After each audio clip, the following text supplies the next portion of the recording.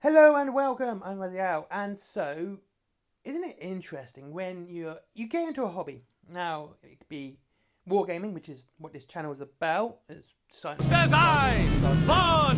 whatever. Okay. We're hit! And you see, Destroy them!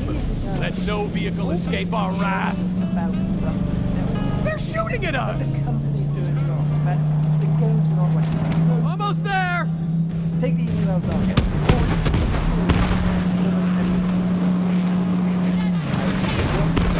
That's Yeah, it! exactly. Blood feud! Drive, bro, drive! Holy. Warpath! Okay, confusing. So, always something to my is that your ire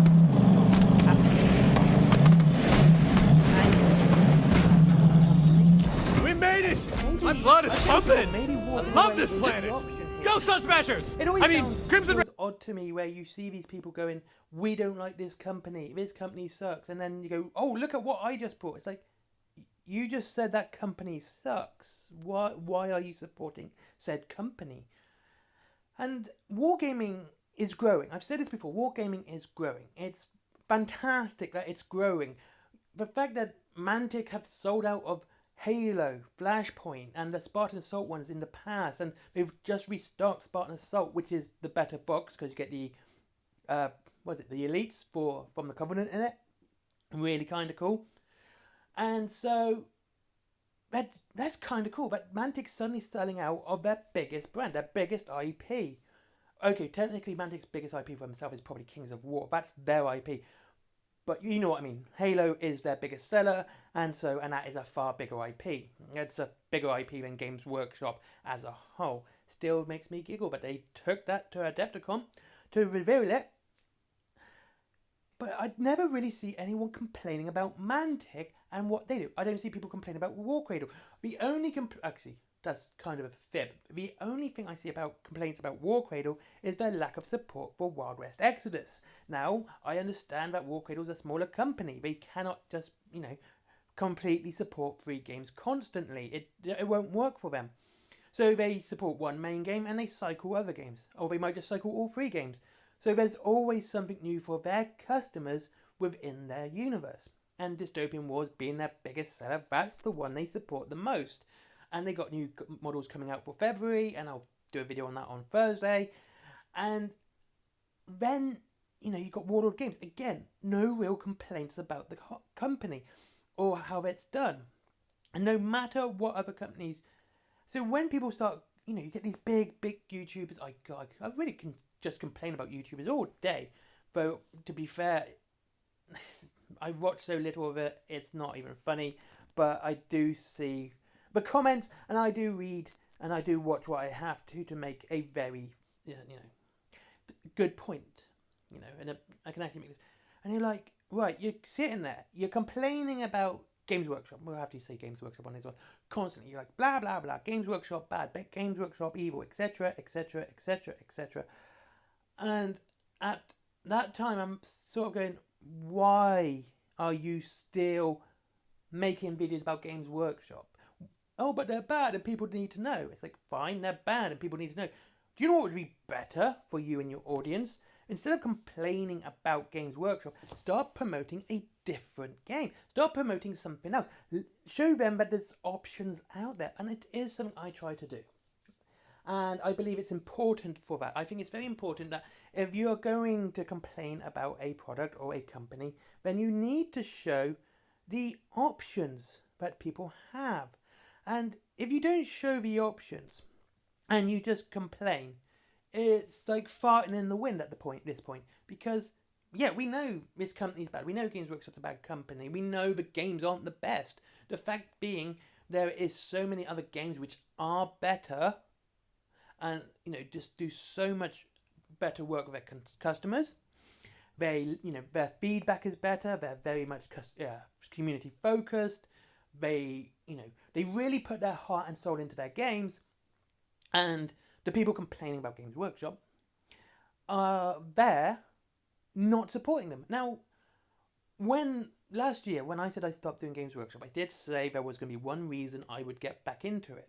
Now, there's only going to be one reason, and it's not what people think.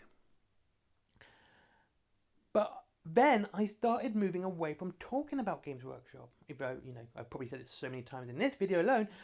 But that's the point. Because I said, I'm not going to talk about Games Workshop. I'll take the hit in views. I will take the hit in subscribers. I will do that because if I am to say that these people should do it, then yeah, I should do it too. I should, do as I say. Practice what I preach, etc., etc. So I started talking about Wild West Exodus. I started talking about Mantic. I started talking about Conquest. I started talking about Judge Dredd. I talk about Bolt Action. I say what I like about it and what I don't like about it. I'm forthright and I'm straight up with you guys. Like, this is what I like. Bolt Action, I love the minis. I think the game's fantastic. It's being a historical game can't click with me because, the bad guys might win that battle. And that will be like, ugh, and that will just really, really bother me. Whereas, Conquest and Wild West Exodus being set in fictional universes, same with Kings of War and Firefight, that's not so much as a problem. Even with Horus Heresy, it's a fictional universe. It's not real world. Whereas, World War II is real world.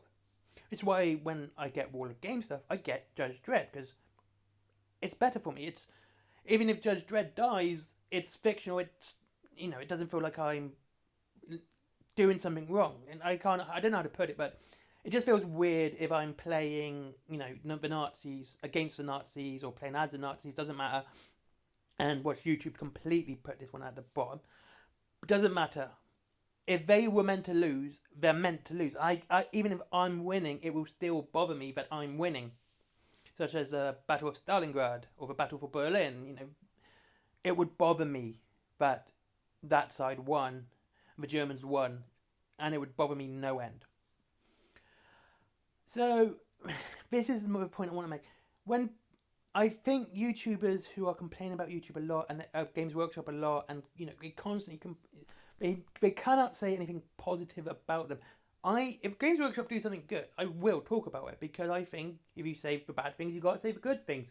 You got, as someone like this, you got, as this sort of profession grows, being absolutely honest and taking middle ground is what's needed. It's what's important. But if you're only complaining about a product and you're not showing your viewers or your fans the exact options that they could have and other choices, 3D printing, one-page rules, etc., then you're doing them a disservice. You're saying, oh, this is bad, but keep watching me to tell you how bad this is.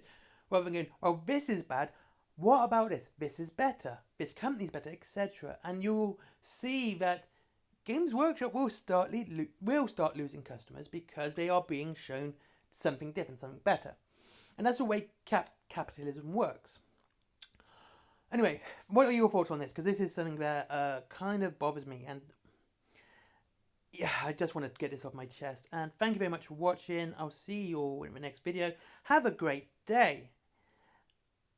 And don't forget, Wayland Games down below if you wish to save money on your wargaming.